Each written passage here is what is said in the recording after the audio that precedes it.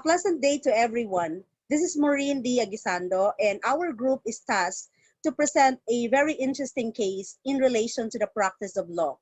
Together with me are Mr. Dexter Von Alia, Mr. Ferdinand Barrientos, Mr. Junel Borong, Mr. Aljon Cana, Ms. Lilani Core, Ms. Caroline Davin Domingo, Mr. Joelyn Lim, Mr. Allen Francis Polinar, Mr. Ferdinand Puntilio, Mr. Bobet Tomoran, and Ms. Leia Manonog.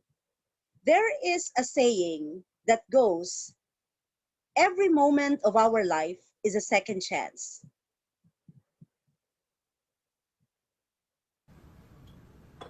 Nung nakalimutan mo yung anniversary natin. Mali yun. Nung nagawa mo kung lokohin, mali din yun. Pero parang ulitin mo, hindi na yun mali. May sakit ka na.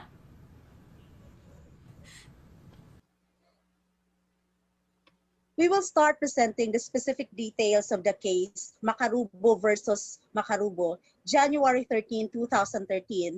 And to give the facts are Mr. Aljon Cana and Ms. Lilani Core. The respondent, Edmond Il Macarubo, filed a petition for extraordinary mercy to be reinstated in the practice of law.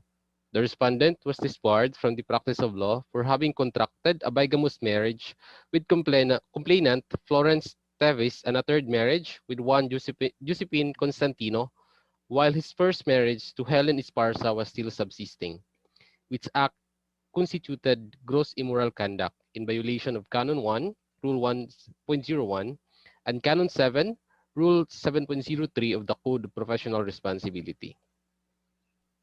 The second fact is that the respondent, Edmundo L. Macarubo, is found guilty of gross immorality and is disbarred from the practice of law. He is likewise ordered to show satisfactory evidence to the IBP Commission on Bar Discipline and to this court that he is supporting or has made provisions for the regular support of his two children by complainant. It was mentioned in the facts of the case that he violated the Canon 1, Rule 1.01 and Canon 7, Rule 7.03 of the Code of Professional Responsibility. So what are the contents of this? Rule 1.01 states that a lawyer shall not engage in unlawful, dishonest, immoral, or deceitful conduct, while Rule 7.03 states that a lawyer shall not engage in conduct that adversely reflects on his fitness to practice law, nor shall he, whether in public or private life, behave in a scandalous manner to the discredit of the legal profession. Thank you for that, ma'am. Another thing that caught my attention in the presentation of the facts of this case was that the respondent Edmundo Macarubo filed a petition for extrajudicial ordinary mercy to be reinstated in the practice of law. So what are the guidelines laid down by the court in resolving requests for judicial clemency? First, there must be proof of remorse and reformation. This shall include but should not be limited to certification of testimonials of the officers or chapters of the Integrated Bar of the Philippines, judges or judges associations, and prominent members of the community with proven integrity and probity. A subsequent finding of guilt in an administrative case for the same or similar misconduct will give rise to a strong presumption of non-reformation. Second, sufficient time must have lapsed from the imposition of the penalty to ensure a period of reform.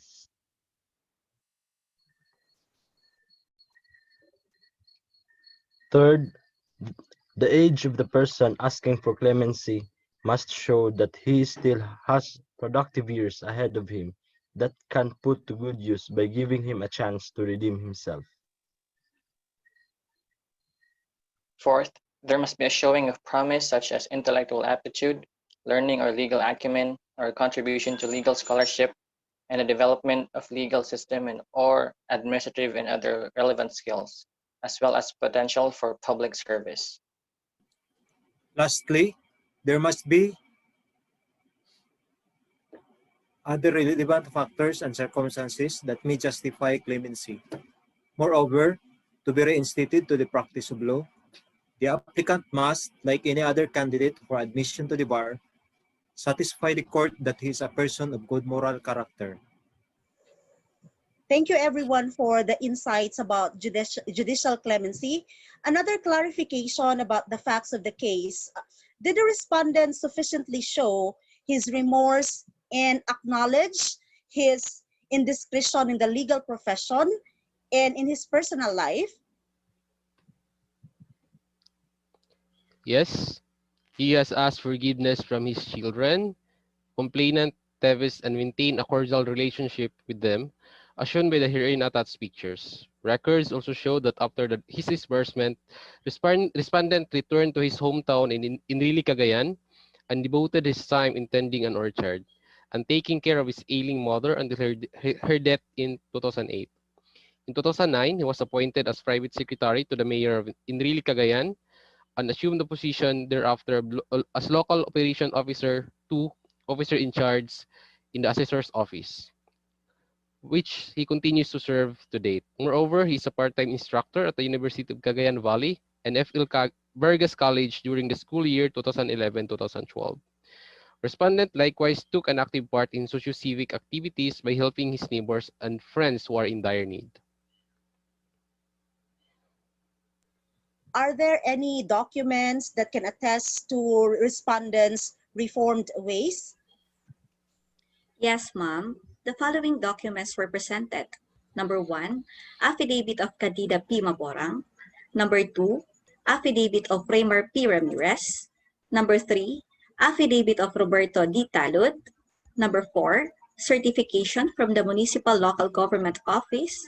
Number 5, Certification by the Office of the Municipal Agriculturist, Health Officer, Social Welfare Development Officer. Number 6, Certification from the Election Officer of Enrile, Cagayan. Number 7, Affidavit of Police Senior Inspector Jacinto Tito Dao. Number 8, Certifications from 9 Barangay Chairpersons. Number 9, Certification from the Office of the Provincial Assessor. Number 10, Certification from the Office of the Manager, Magsaka CA Multipurpose Cooperative. And 11, Certification of the Office of the Federation of Senior Citizens, Enrile Chapter. The Office of the Municipal Treasurer also certified that respondent has no monetary accountabilities in relation to his office, while the Office of the Human Resource Management Officer attested that he has no pending administrative case. He is not known to be involved in any irregularity and are accused of a crime.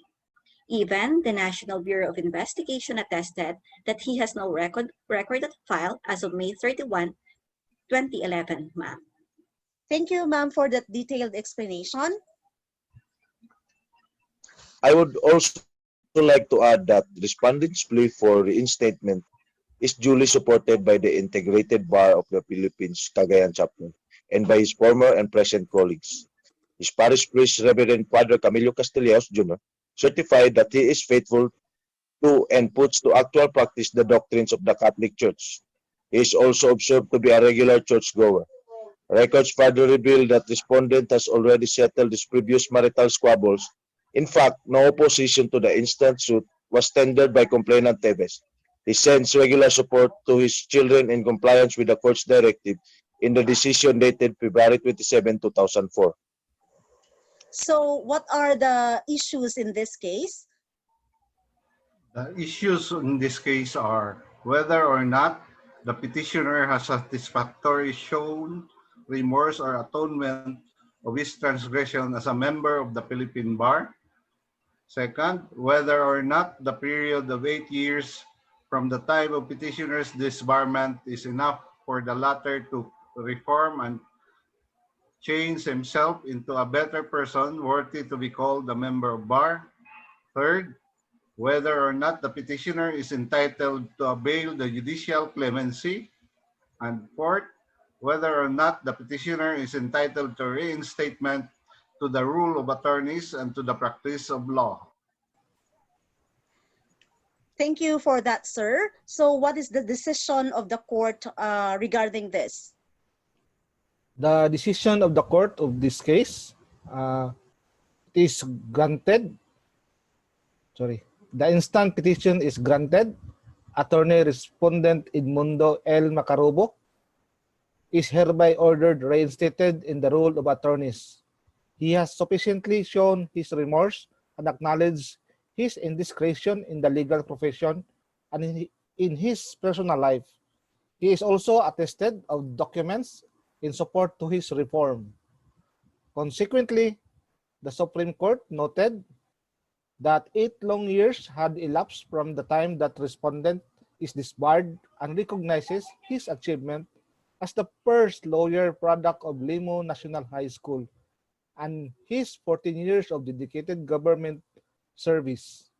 Likewise, the Supreme Court finds that respondent has atoned for his transgressions. At 58 years of age, he still has productive years ahead of him that could significantly contribute to the upliftment of the law profession and betterment of society. Thank you very much, group mates, for a very comprehensive discussion on this case. In behalf of my group mates, I would like to thank everyone for watching this video presentation.